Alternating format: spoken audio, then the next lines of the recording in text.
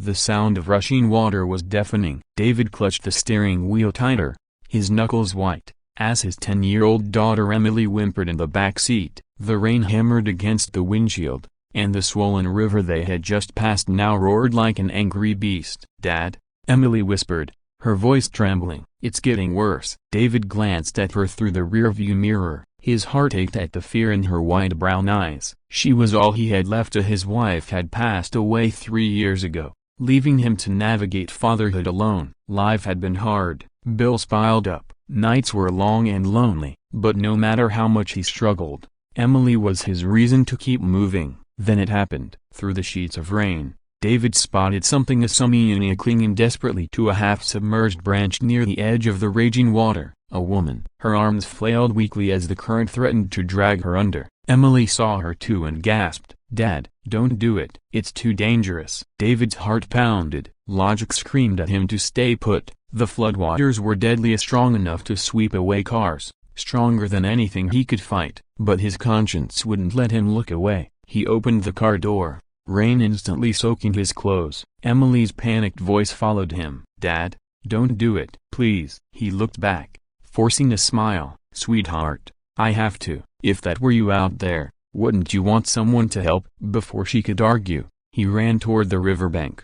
The rescue. The water was colder than ice, its force nearly knocking David off his feet the second he waded in. He fought with everything in him, pushing against the current inch by inch. The woman's head bobbed under the surface once, twice, and fear clenched his chest. "Hold on!"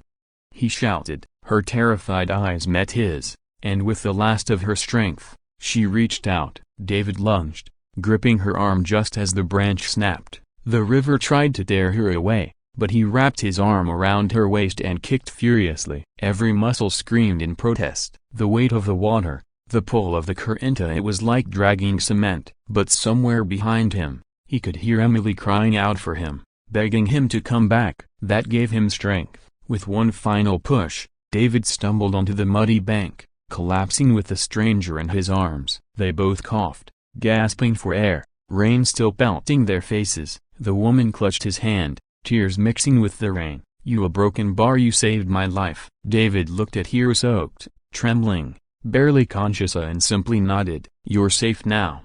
A stranger becomes family. Her name was Sarah, a teacher, newly moved to town, with no family nearby. She had been driving home when the floodwaters swept her car off the road. Emily stayed close to David's side that night, quiet but watchful as Sarah rested under blankets in their small living room. For Emily, the world had always been just her and her dad. Seeing someone else there, someone who looked at her dad with gratitude and warmth, felt strange, almost unsettling. But over the next few days, something shifted. Sarah insisted on helping around the house. She cooked. She laughed with Emily. She listened when David spoke about the struggles of raising a daughter alone. And slowly, the walls Emily had built around her tiny world began to lower. One evening, as the three of them shared dinner, Emily asked softly, "Sarah, how broken bar were you scared in the water?" Sarah reached across the table, squeezing her hand. "I was terrified, but when I saw your dad coming for me,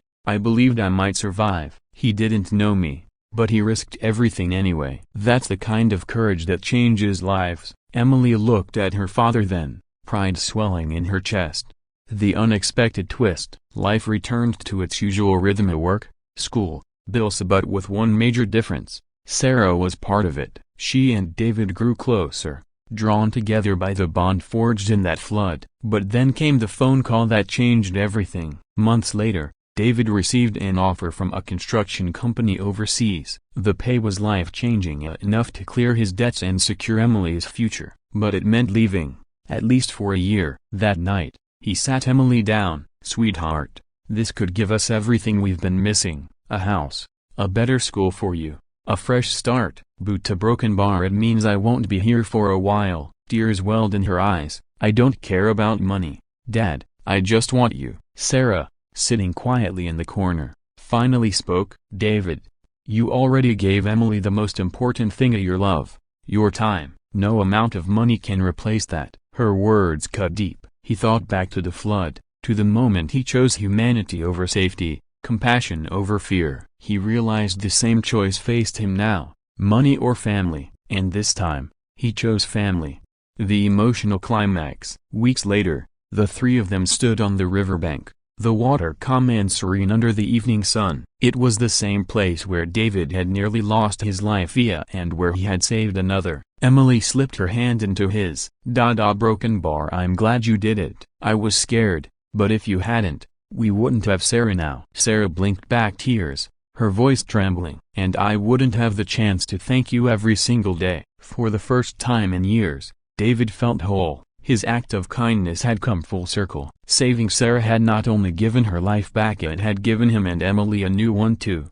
Uplifting conclusion. Months turned into years. Sarah became more than just a friend as she became family. Laughter filled the walls of their home again. Emily grew up surrounded by love, learning that sometimes the scariest risks lead to the most beautiful rewards. David often thought back to that night in the storm. He remembered Emily's desperate cry, "Dad, don't do it." But he was glad he hadn't listened, because in saving a stranger, he had saved himself too. And together, they discovered what it truly meant to start living.